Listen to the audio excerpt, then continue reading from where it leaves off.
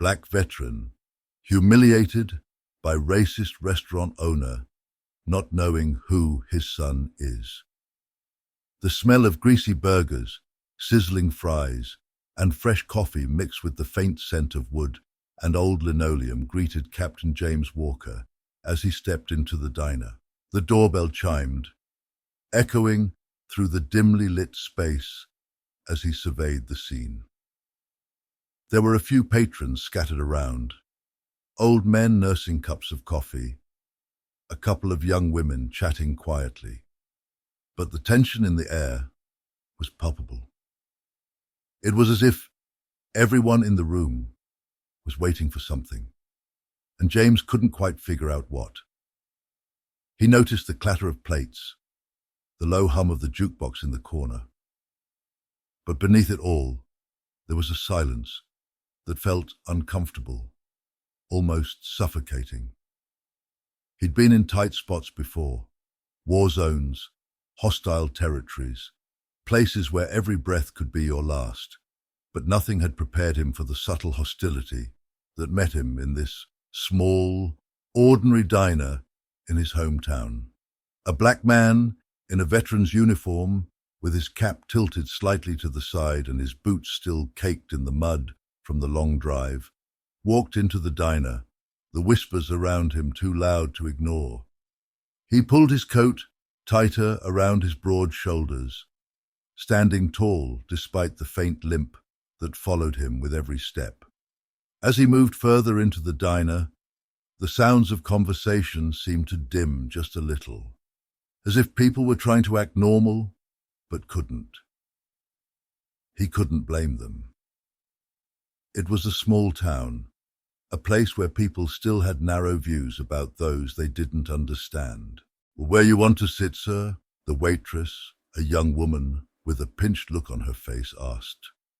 Her voice was shaky, but her eyes avoided his. He smiled, hoping to ease the tension, though he couldn't figure out why it was there. "Just at the counter," he replied calmly, his voice steady, but carrying the weight of experience. James had been to enough places to know when he wasn't welcome. Still, he didn't want to make a scene. He took his seat, the worn leather of the counterstool creaking beneath him. The buzzing of the fluorescent lights above felt louder now, filling the space between him and the rest of the room. His eyes scanned the menu in front of him, but he could sense the eyes of the others on him. He could feel the weight of their judgment, like 100 invisible hands on his back. Behind the counter, the owner, a gruff, middle-aged man with a thick beard and a no-nonsense expression, shot him a look. It wasn't hostile, but there was something about it, something cold. The kind of look you give someone you've already judged without giving them a chance to speak. "I'll have a coffee," James said, trying to break the silence. "And some eggs, bacon, and toast." The owner nodded stiffly, taking the order without a word, his eyes flickering between the veteran and the other patrons. No one said anything for a long moment, but the silence grew thicker, more uncomfortable. The smell of sizzling food should have been inviting, but it only seemed to highlight the unease in the room. James looked down at his hands, his worn fingertips tracing the edge of his cup. His mind drifted back to his time in the military, those battles far from home, the brotherhood forged in the heat of combat, the sacrifices made. Yet here, in a diner in his own country, he felt something unfamiliar, small. He couldn't help but wonder, what made people like this treat him this way? Was it just his uniform, or something more? A loud clink of silverware interrupted his thoughts, as the owner dropped a fork on the floor with a deliberate crash.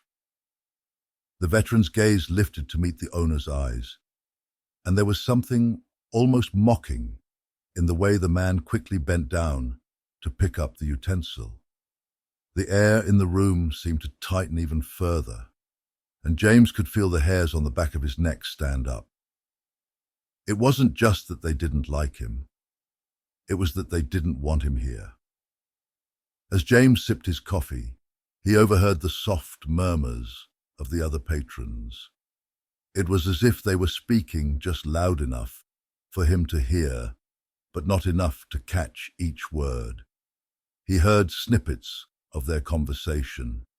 "He'll be back soon. That old man's always been like that."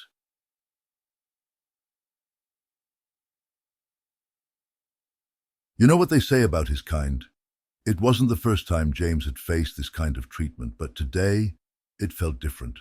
The stares were sharper, the comments more venomous, and something gnawed at him. A sense that something was about to break, like the last straw before a dam burst. Behind him, he heard the quiet shuffle of feet. James turned, catching sight of a young man, early 20s, entering the diner. His hair was disheveled, his face pale, and his eyes darted quickly around the room. There was something familiar about him, though James couldn't place it. The man hesitated when he saw the veteran, then quickly looked away, as though he didn't want to draw attention, but it was too late. The owner had already seen him. "Get over here, boy," the owner barked. "Don't you see, there's work to do?" The young man winced, but obediently walked toward the counter, his eyes briefly meeting James before he quickly looked down at his shoes.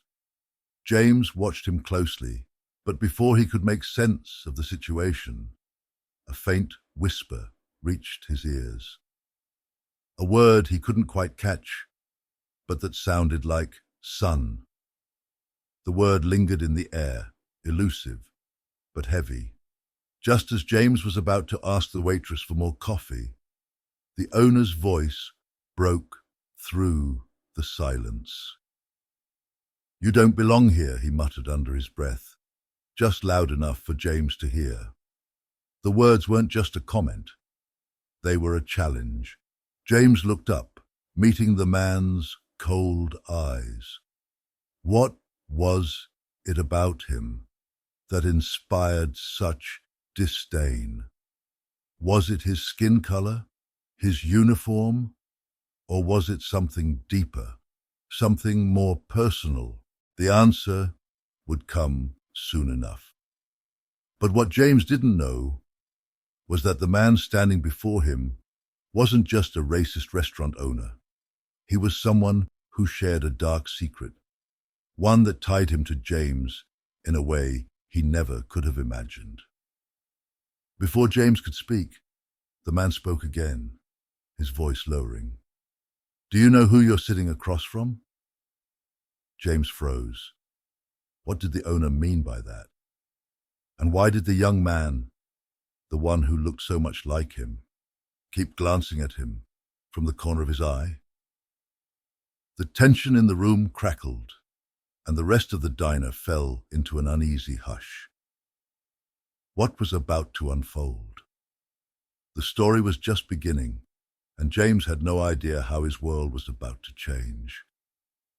Before we continue with this powerful story, I want to hear from you. Where are you watching from today? Drop a comment below and let's start a conversation. Your thoughts matter, and we'd love to know how this story resonates with you. And hey, if you're new here, don't forget to subscribe for more emotional, thought-provoking stories that will stay with you long after the video ends. We have so many incredible tales of perseverance, redemption, and change, and you won't want to miss out. Make sure to hit that notification bell so you're always in the loop. Now, let's dive back into the story. What happens next will leave you speechless. The door of the small diner creaked open, letting in a gust of cold air. The jingle of the bell above the door echoed through the cozy interior, announcing the arrival of an old man who had seen more in his lifetime than most could ever imagine. His name was Samuel Sam Jacobs, a man who carried the weight of his years, both in age and in experience. His skin, dark as the soil of the earth, told the story of a life well lived, though one filled with more hardship than anyone should endure. Sam was a veteran, not just of the armed forces, but of life. He had fought for his country in wars that most people only read about in history books. He'd survived battles that had left others broken, physically, emotionally, and mentally. But Sam was a man of resilience. He had never given up, even when his country had given him little in return. He'd seen the horrors of war and the ugliness of racism that often followed him home. But he kept going. He had no choice but to carry on for the sake of his family, his community, and the respect he had for the life he'd fought to protect. Sam's eyes were tired, the kind of tiredness that came from decades of enduring. But there was something behind those eyes too, a quiet strength, a flicker of defiance. He walked with a slow but steady gait, leaning slightly on his cane, which had become as much a part of him as the clothes on his back. As he entered the diner, the warmth from the crackling old heater wrapped around him like a blanket. The scent of fresh coffee and sizzling bacon filled the air, the familiar comforts of a place that had been his refuge for years. The diner was a small, unremarkable place, a hole-in-the-wall kind of spot, a place where the clink of silverware and the hum of quiet conversation filled the air. It was the kind of diner where everyone knew everyone else, where the same people sat in the same booths day after day, and where you didn't need to look at a menu to know what was good. The walls were adorned with faded photographs, black and white snapshots of the town from years gone by. Some of the faces in the pictures had grown old, others had passed on, but the memories remained, embedded in the very walls of the diner. It was a place that felt like home to Sam, where the troubles of the world could be left at the door, even if only for a moment. Sam sat at his usual spot at the counter. It was a small stool, worn from years of use, with a bit of fraying fabric on the seat. But it was his. No one else ever sat there. The waitress, a middle-aged woman named Linda, greeted him with a smile as she refilled his coffee mug. Her kindness had become a source of comfort for Sam, especially in the years since his wife passed away. "Morning, Sam," Linda said with a nod. "The usual today?" He gave her a small, tired smile. "Yeah, sure, Linda. Thanks." As Linda turned to grab his breakfast, Sam looked around the diner. The usual faces were there, sitting in the same booths, their conversations quiet but steady. Some of them nodded in his direction, acknowledging his presence, while others carried on with their own routines. The sense of familiarity was comforting, but there was also a lingering sense of isolation. Sam had outlived so many of his friends, and though the diner felt like home, sometimes it felt a little emptier without the ones who had passed. His thoughts wandered to his son, Malik. Sam hadn't seen Malik in over a year, ever since the young man had moved away to start his own life. Sam had been proud of Malik, proud of the man he was becoming, but there was a distance between them now, one that seemed to grow wider with each passing day. Sam had always been a good father, but his son had been raised in a world that was different from his own, a world that seemed to misunderstand his father's struggles. Sam had tried to teach Malik the values that had guided him throughout his life: resilience, honor, respect. But lately, it felt like those lessons were falling on deaf ears. Despite the pain of that distance, Sam never stopped hoping. He believed that one day they would reconnect, that one day Malik would see the sacrifices his father had made, not just for him, but for the country they both called home. The bell above the door jingled again, snapping Sam out of his thoughts. He looked up and saw a man enter the diner. He was a big man, dressed in a suit that looked a little too expensive for a small-town diner like this. His eyes scanned the room, and for a brief moment they landed on Sam.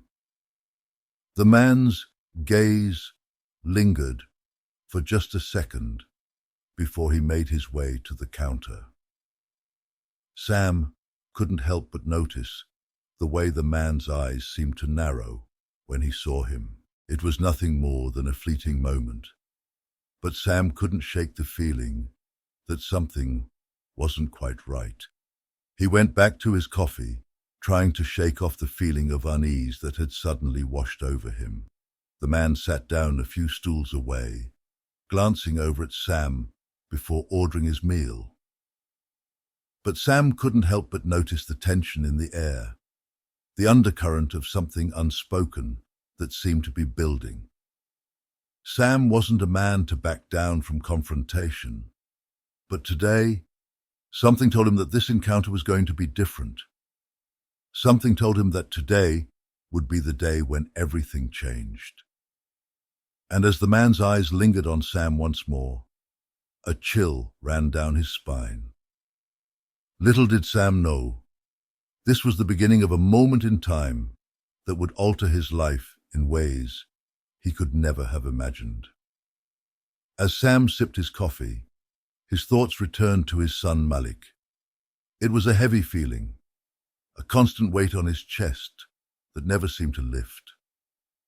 Malik had been distant lately, and Sam wasn't sure what had caused the rift. He tried to reach out, but the calls went unanswered, the texts unread.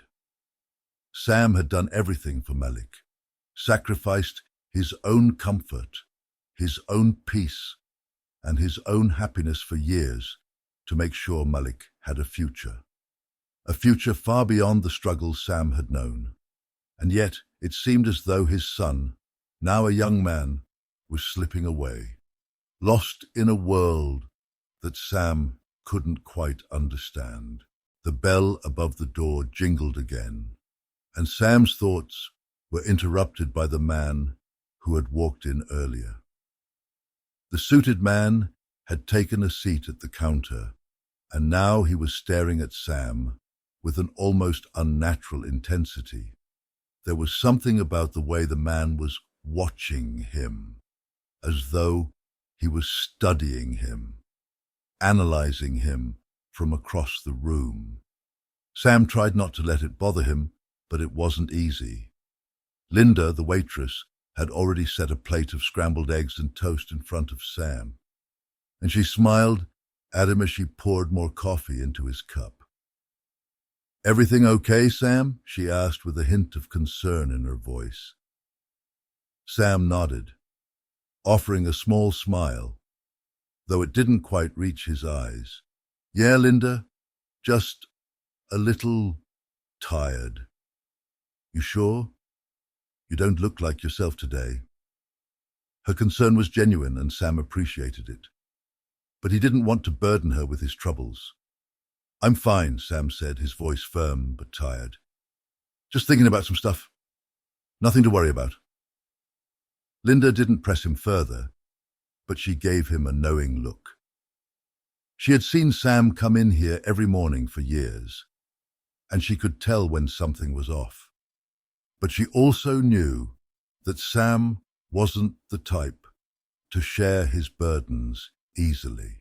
The suited man, however, wasn't going to let it go. After a few moments, he got up and walked over to Sam, his shoes clicking on the tile floor as he approached. Sam glanced up, unsure of what to expect. The man was tall, well-groomed, and his expression was unreadable. "You're Sam Jacobs, aren't you?" the man asked, his voice smooth and deliberate. Sam raised an eyebrow. He didn't know this man, but the way he spoke made Sam uneasy. That's me. Can I help you? The man hesitated for a moment before sitting down on the stool next to Sam without waiting for an invitation. His presence felt intrusive, like an unwelcome force pushing into Sam's quiet space. Sam's eyes narrowed. I'm not here to cause trouble, the man said, his tone almost too polite. I just wanted to talk to you for a moment. Sam studied him, trying to figure out what was going on. And why would you want to talk to me? He asked, his voice wary. The man paused before answering as though weighing his words carefully. I know who you are, Mr. Jacobs. I know your history. You were a decorated soldier, correct? Fought in Vietnam. Came back to a country that turned its back on you. You've seen a lot, haven't you? Sam stiffened at the mention of his service. He didn't like to talk about it. Not to strangers, not to anyone.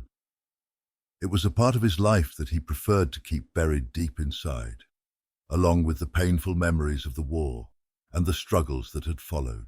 I've seen my share, Sam said, his voice low, but I don't see how that concerns you. The man's lips curled into a tight smile. It concerns me because of your son, Malik Jacobs, correct? Sam's heart skipped a beat. What do you know about my son?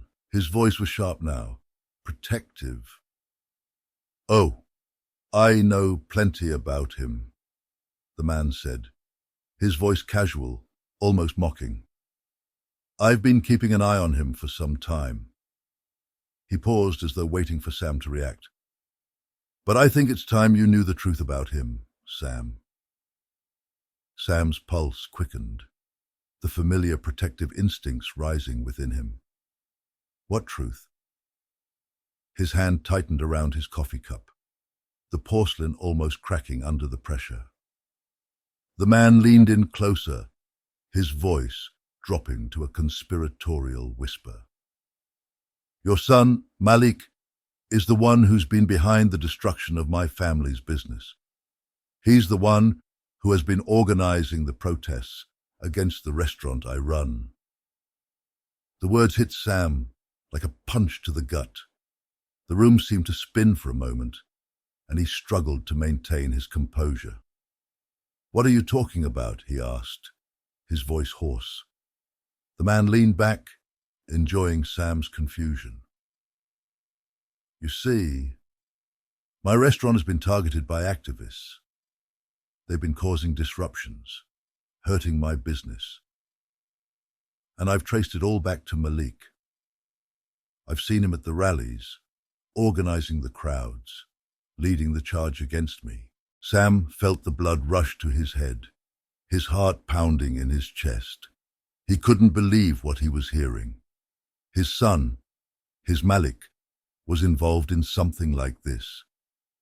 A part of Sam refused to accept it, but the man's words stung with a cold, undeniable truth.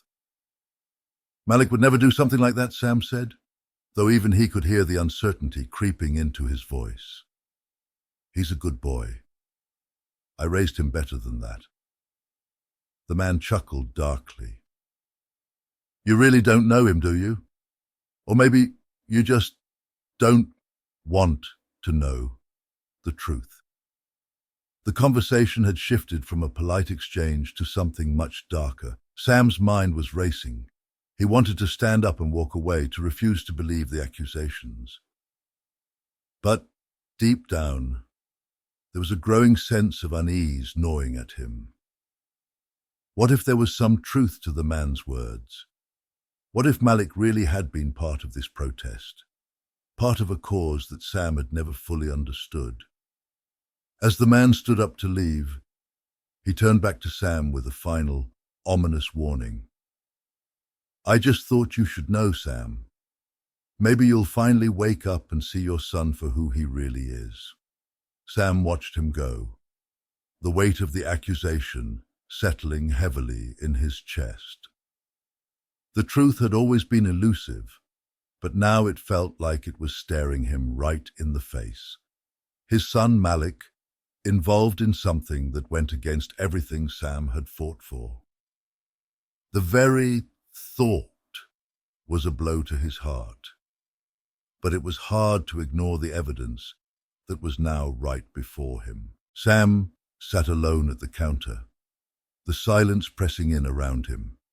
His world, his understanding of his son, had just been shaken to its core, and for the first time in a long time, Sam didn't know what to believe. The next few days felt like a blur to Sam. He couldn't focus at work, his thoughts constantly drifting back to the conversation with the man in the diner. Malik had always been a good kid, or so Sam thought. He was raised with values of honesty, hard work, and respect. The same principles that Sam himself had fought for during his service. Yet now, that image of his son was beginning to unravel, and Sam couldn't shake the feeling that something was terribly wrong. Sam couldn't just let it go. He had to know the truth. So, he did the only thing he could think of. He drove over to Malik's apartment. His heart pounded with every mile, the weight of his suspicions growing heavier with each passing second. What if the man in the diner was right? What if Malik had been hiding something from him all along? But what could be so bad that Malik hadn't come to him for help? He parked outside the apartment building and sat in his car for a few moments, gathering his thoughts. The streetlights flickered as the night settled in. Sam's knuckles whitened on the steering wheel, his mind a whirlwind of uncertainty and anger. He couldn't believe that his son, his flesh and blood, could be involved in something so destructive. But the man's words were still fresh in his mind, and the nagging doubt was starting to consume him. Taking a deep breath, Sam stepped out of the car and walked toward the building. The chill of the evening air seemed to settle around him, a reflection of the cold dread that had taken root in his chest. As he ascended the stairs to Malik's apartment, his footsteps echoed through the empty hallways, each step feeling heavier than the last. When he reached the door, Sam knocked, his hand trembling slightly. There was no answer at first. He knocked again, louder this time, his impatience growing. Still no response. "Malik," Sam called out, his voice a mix of frustration and worry. He leaned in closer to the door and knocked once more, this time harder, the sound reverberating through the silence. Finally, he heard the shuffle of footsteps from inside. The door creaked open, revealing Malik standing in the doorway, his expression a mixture of surprise and guarded wariness. "Dad?" Malik's voice was quiet, almost hesitant. "What are you doing here?" Sam didn't waste any time. He stepped past his son, into the apartment, his eyes scanning the room for any sign of what might be going on. The place was sparse, barely anything on the walls, just a couch and a coffee table, a few scattered clothes, and a stack of books that Sam didn't recognize. It wasn't what Sam had expected. There was no sign of rebellion, no evidence of the son who'd supposedly been involved in protests and organizing rallies. "I need to talk to you, Malik," Sam said, his voice tight with tension. "What's going on? Are you really involved in this? Are you the one causing trouble for that man?" Malik's eyes widened in confusion. "What are you talking about? What man?" His voice cracked, betraying a hint of nervousness Sam hadn't heard before. "The man at the diner," Sam replied, his heart racing. "The one who said you've been organizing protests, causing destruction to his business. Is that true?" For a moment, Malik didn't say anything. He just stood there, his face unreadable. The silence stretched between them, thick with unspoken words. Sam searched his son's face, looking for some kind of clue, something that would tell him whether this was all just a misunderstanding. Finally, Malik spoke. I don't know what that guy told you, but it's all lies. I've never been involved in anything like that. His voice was firm, but there was something in his eyes, something guarded, that made Sam pause. You're telling me the truth, Malik? Sam asked, his voice lowering to a whisper. Because I need to know. I've been hearing things that don't add up. If you're hiding something from me, Malik took a step back, his gaze shifting nervously. Dad, I swear I'm not hiding anything. This is crazy. I don't know who that guy is, but I've never been part of any protest or anything illegal. Sam's mind raced, the pieces of the puzzle not quite fitting together. The man in the diner had seemed so sure of himself, so confident. But Malik's reaction didn't match the accusations. Could it be that Malik was telling the truth? Or was he just a good liar, hiding his involvement in something far more dangerous? Just then, Sam noticed something on the coffee table that made his stomach drop. A flyer, crumpled and half hidden beneath a pile of papers. It was a protest flyer, emblazoned with bold lettering, calling for a boycott of the restaurant owned by the man who had spoken to Sam. Malik, what's this? Sam asked, pointing at the flyer. Explain this. Malik's face paled, and he quickly snatched the flyer off the table, shoving it into his pocket. I don't know, he stammered. That's not mine. Someone must have left it here. I don't even know what that is. Sam's eyes narrowed. This wasn't adding up. His instincts were screaming at him that something wasn't right, but he didn't know what it was yet. Was Malik lying to him, or was there something more going on? Something darker that Sam didn't understand. Before he could press further, a knock at the door interrupted their tense exchange. Sam turned toward it, his heart skipping a beat. Malik hesitated, glancing at his father before slowly walking over to the door. When he opened it, the last thing Sam expected was to see a woman standing there, a woman with striking features and a confident stance, someone who looked completely out of place in Malik's otherwise plain apartment. Malik, the woman said coolly, her eyes flicking over to Sam before she spoke again. We need to talk. Sam froze, his heart thudding in his chest. The woman didn't look like someone who just wanted a casual conversation. There was an air of authority about her, something almost threatening. What is this? Sam asked, his voice edged with suspicion. Who are you? The woman turned to face Sam fully now, her gaze sharp and calculating. My name is Clara Stone. I'm with the organization that Malik has been working with, and you're about to find out everything you don't want to know. Sam felt his stomach tighten. His son had been hiding something, and now it was all coming to light, whether he was ready for it or not. But the more Sam heard, the more questions arose. Who was this woman? What was her connection to Malik? And what exactly was going on beneath the surface?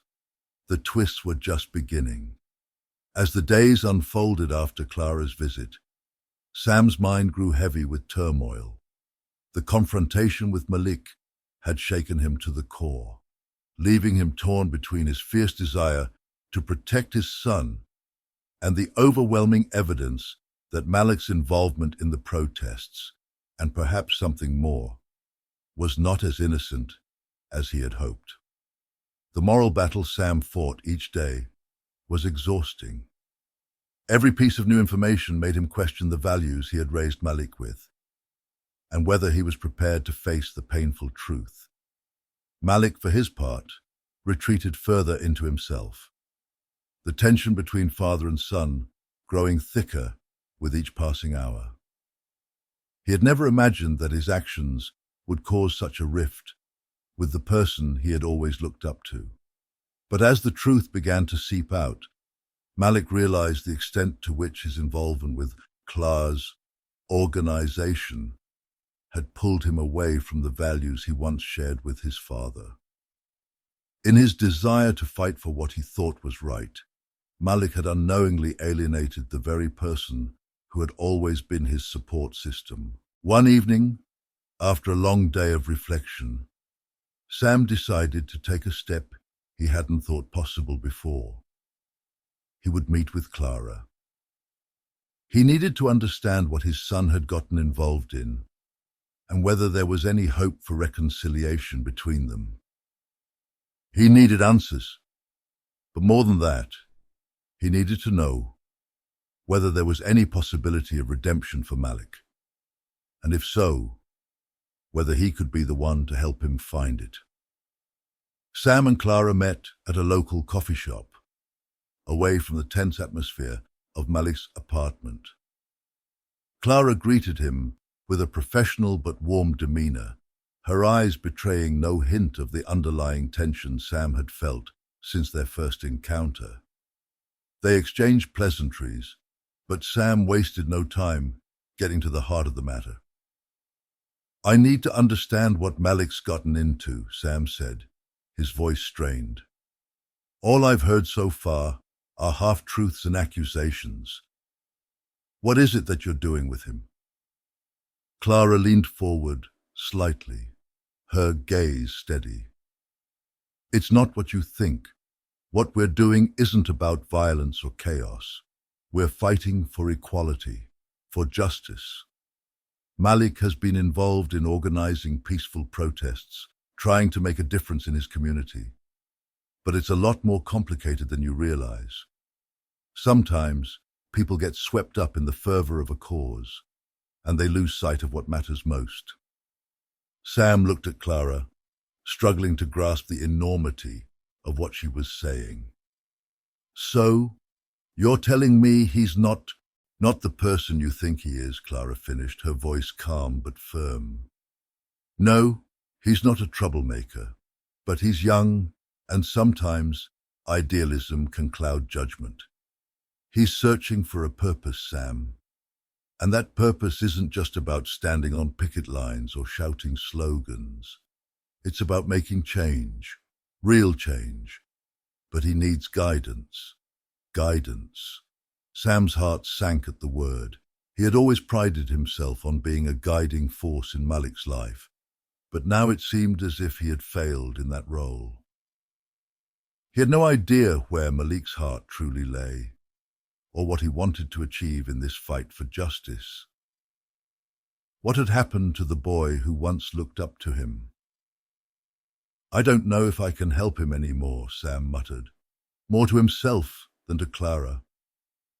"I've been so focused on being right, on teaching him what I thought was best, that I didn't see how much he was changing. I didn't even know what he was fighting for." Clara regarded him quietly for a moment. "Sometimes, Sam, the best way to guide someone is to step back and listen. He doesn't need you to tell him what to do. He needs you to understand why he's doing it. If you want him to come back, if you want him to find his way, you have to meet him where he is." The words hit Sam like a blow to the chest. He had spent so much time judging Malik's choices, scrutinizing his actions, that he had never really tried to understand the deeper motivations behind them. Maybe it was time to change his approach. Maybe it was time to listen. Sam's journey of self-reflection continued over the next few weeks. He reached out to Malik more than ever before, but this time he didn't demand answers. Instead, he asked questions, genuine questions. What was it that Malik believed in? What was he hoping to accomplish with his activism? For the first time in years, Sam began to see his son not as a reflection of his own choices, but as an individual with his own struggles and desires. Malik, though still wary, began to open up to his father in ways he hadn't before. He confessed that he had often felt powerless in the face of the world's injustices, that he had turned to the protest movement as a way to reclaim some sense of control. But in the midst of it all, he had lost sight of his own values, the values Sam had instilled in him all those years ago. "I didn't mean to push you away," Malik admitted one evening, his voice cracking. I thought I had to do something big, something radical, but I lost myself in it. And I'm sorry." Sam's heart softened as he listened to his son's confession. He had never heard Malik speak with such vulnerability, such raw honesty. For the first time in a long while, Sam felt a glimmer of hope. There was a way back from this, if they were both willing to fight for it. The turning point came when Malik decided to step away from the organization he had been involved with. It wasn't easy. He had made so many connections within the movement, and the pressure to stay committed to the cause was immense. But Malik realized that his fight for justice had to start with the people closest to him, his family, his values, and his own identity. And he needed his father's support to do it. The day Malik walked into Sam's office to tell him he was leaving the organization, Sam felt a wave of pride wash over him. Malik had made a difficult decision, but it was the right one. And in that moment, Sam knew that their relationship was healing, that the bond between them was stronger than the divide that had once seemed insurmountable. Together, father and son began to rebuild what had been broken, but it wasn't an easy road. The lessons Sam had learned about listening, about understanding, and about forgiving had transformed him. He was no longer the man who had sought to impose his own beliefs on Malik. He had become a mentor, a guide, and a father in the truest sense of the word. Malik, too, had transformed. He had learned the importance of balance, of knowing when to fight and when to step back. He had realized that his father wasn't his enemy, but his greatest ally. And ultimately, he had found a way to make his voice heard in a way that aligned with his values, without sacrificing his integrity or his relationship with the person who mattered most. The story of Sam and Malik wasn't just about conflict and struggle. It was about redemption, about the power of understanding, and the importance of second chances. And in the end, the greatest transformation of all was the one they both experienced together. The rediscovery of love, respect, and the unwavering bond between father and son. The journey that Sam and Malik underwent was not one they could have completed alone. It wasn't just about the two of them navigating their personal struggles. It was about the greater community that rallied around them, often in unexpected ways. Throughout their story, the importance of relationships, community support, and human connection became evident, proving that no one is truly isolated in their struggles. From the very beginning, Malik's involvement in the protest movement had been deeply rooted in his desire to bring about change in his community. But as he grew more involved, he realized that the strength of any movement isn't just in the number of people it attracts. It lies in the deep human connections formed through shared struggle and purpose. The collective effort of individuals working together can bring about a force far greater than what one person alone could ever achieve. When Malik made the difficult decision to walk away from the organization he had once thought he would dedicate his life to. It was his community that supported him through that transition. While some of his former allies questioned his decision, others understood the personal growth he was experiencing. These were the people who had stood alongside him during protests, those who had shared stories of loss and hope, and those who had fought for the same ideals. Clara, the organizer of the movement, became one of the most significant figures in Malik's journey toward redemption. She had shown him the power of unity and mutual respect in the fight for justice. Despite their differences, Clara continued to be a support system, teaching Malik that community involvement is not just about marching together. It's about listening, understanding, and supporting each other through the hardships that inevitably come with trying to change the world. Clara's commitment to building connections rather than just pursuing a cause was one of the core values that Malik learned from her. But even as he left the organization, Malik found that the true impact of his involvement in the protest movement was not simply about the politics or the outcome of the demonstrations. It was about the relationships he had built along the way. These relationships were the foundation of the change he had been seeking. His friendships with others in the movement had been formed in moments of vulnerability and shared struggle, where the fight for justice was about more than policies and protests. It was about showing up for one another in the most human way possible. Malik's sense of connection grew stronger when he realized that change didn't have to happen on a grand scale to be meaningful. It began with small personal acts of support and understanding. The return to his father, Sam, was the culmination of that realization. But their story didn't just end with a heart-to-heart conversation. Sam, too, had to learn the value of community support. He had always been fiercely independent, convinced that his success and failure were his alone to manage. But when Malik made the decision to step away from the protest movement, Sam saw how deeply intertwined their lives were with the lives of others. His son's growth had been shaped by not only the family bond between them, but by the greater community of people that Malik had encountered during his journey. Sam's own community, his friends, his colleagues, and the people who had supported him through thick and thin, were also essential in his transformation. As he reached out to understand Malik better, he started to understand his own need for community.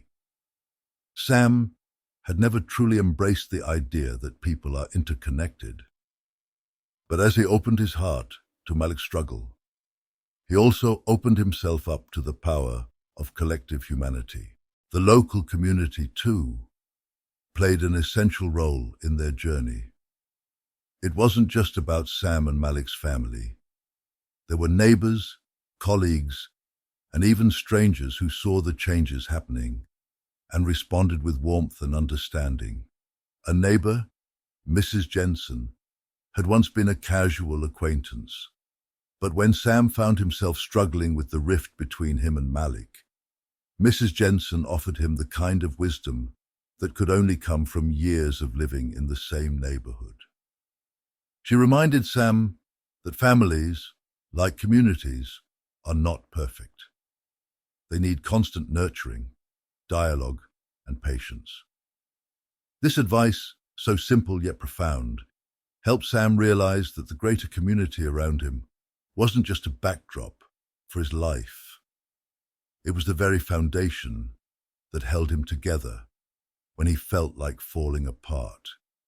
What became evident over time was that both Sam and Malik's paths to transformation could not have occurred without the backing of the collective human experience.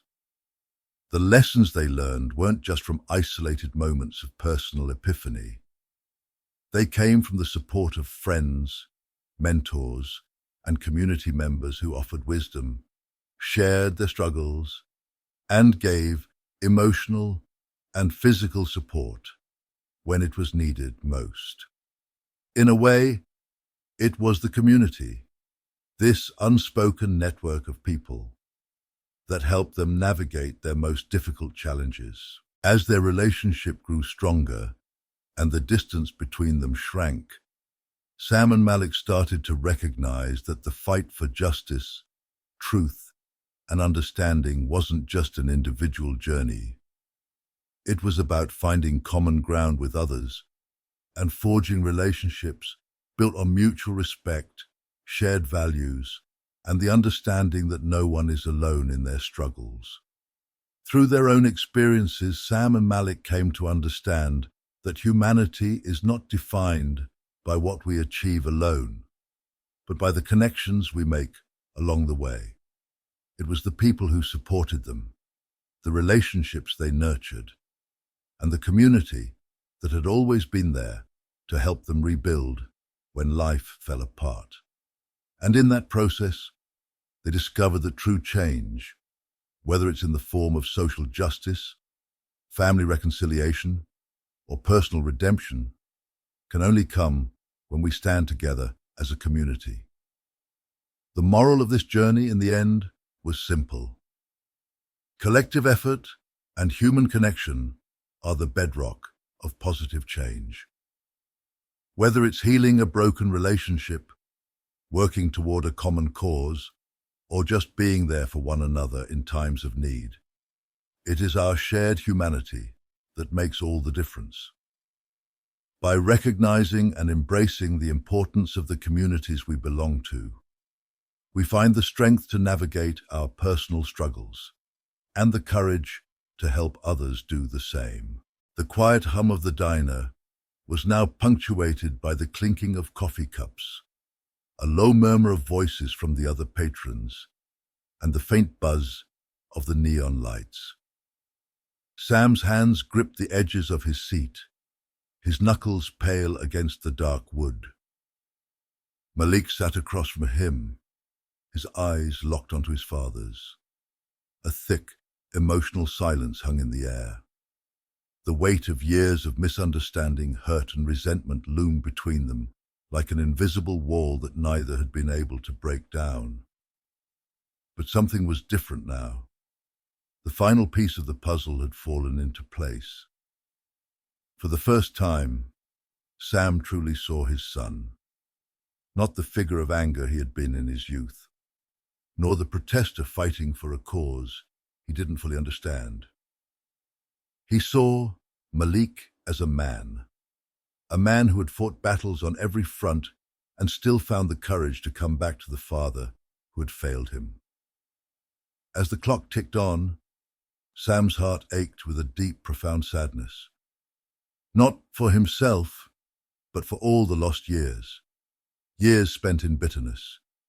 Years spent walking different paths, their souls untangled, but still connected. It was a pain he hadn't allowed himself to feel before, and for the first time, he found it hard to speak. His words seemed small, insufficient for the magnitude of what had transpired between them. But Malik wasn't angry anymore. His eyes, though tired, shone with a quiet understanding. He could see it. He could see his father was finally ready. "I'm sorry," Sam said, his voice cracking. The words tasted foreign in his mouth, heavy with the weight of 1,000 unspoken apologies. He cleared his throat, but it didn't help. "I failed you. And I've failed myself. I should have been there for you, Malik. All this time, I thought I was protecting you from the world. But what I was really doing was pushing you away." The words hit Malik like a gentle tide, slow, steady, and all-encompassing. His heart, which had long been hardened by years of disappointment and bitterness, softened in that moment. He had come here seeking reconciliation, yes, but he had also come to seek the peace he had never allowed himself to find. The hurt he carried had built walls around him for so long. But here, sitting in front of the man who had raised him, Malik realized that the only way to truly heal was to let go. "I was angry too," Malik said quietly. "Angry at the world. Angry at you for not seeing me. Angry at myself for not being strong enough to push past it. I wanted to fight everyone, even you. I thought if I didn't keep pushing back, I'd lose myself." He paused, gathering the courage to say the rest. "But I see now. We were both lost in different ways. And I've been fighting the wrong battle." Sam's eyes shimmered with unshed tears. There were no more excuses. There was only the truth between them now, the kind that could either destroy them further or heal them completely. As Malik's words settled in the air, Sam felt a shift in the deepest part of his soul. He had spent years hardened by his own pride, convinced that his way was the only way, convinced that his sacrifices were enough to cover up the wounds of the past. But in this moment, with the scent of coffee lingering between them and the dim light casting shadows over the table, he realized that healing didn't come from being right. It came from being real. "We can't change the past, son," Sam whispered, his voice breaking under the weight of his confession. "But I want to try, with everything I have, to make things right. If you'll let me, we can try to heal. Together." Malik took a deep breath, the weight of those words sinking in like a healing balm. For so long, he had lived in the past, clinging to the pain as a shield. But now, in the quiet solace of the diner, something shifted within him. He realized that forgiveness wasn't just about forgiving Sam. It was about forgiving himself. "You don't have to fix everything," Malik said softly, his voice steady but full of emotion. "We can't fix the years that were lost, but we can start over. I'm not asking you to be perfect. I'm asking for a chance, for both of us, to find peace. And we can do that if we just try." Sam reached out slowly, his rough, calloused hand trembling slightly as it rested on Malik's. It was a simple gesture, but it was everything. The tension in the air began to loosen, the walls between them starting to crumble bit by bit. There was nothing spectacular about the moment. No grand gesture, no loud declaration. But in that quiet, vulnerable exchange, Sam and Malik found what they had been searching for all along: understanding, acceptance, a chance at redemption. And for the first time in years, they were both able to breathe. Outside the diner, the sun began to set, casting a warm glow over the city. The streets buzzed with life, the world continuing on, unaware of the transformation that had just taken place in that small corner of the world. But for Sam and Malik, the world had shifted. They had found each other again, not through grand gestures or fleeting moments of anger, but through the quiet, profound exchange of words that spoke to the deepest parts of their souls. As the evening wore on, they talked. Not about the protest movement, not about their past mistakes or regrets, but about the present. They spoke of hopes for the future. They laughed. And for the first time in a long while, they felt connected, not just by blood, but by something far deeper. They had come to this diner as father and son, but they left as two people who had finally found the understanding they so desperately needed. They had fought the right battle, and in the end, they had won. Not with rage or defiance, but with love, quiet, steady, and unspoken. And that was enough. In the months that followed, Malik and Sam continued to rebuild their relationship.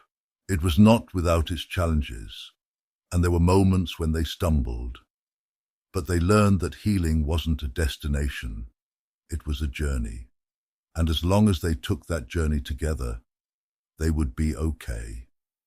The true emotional climax of this story wasn't found in the confrontation or the dramatic moment. It was found in the quiet, vulnerable reconciliation between a father and son. They had both suffered, both endured, but in their willingness to be real with each other, they had discovered that healing, like love, was possible even in the most broken places. And as they walked out of that diner side by side, they realized that their story was only just beginning. Months had passed since that pivotal night at the diner. The road to healing wasn't linear. There were moments of doubt, setbacks, and uncomfortable truths.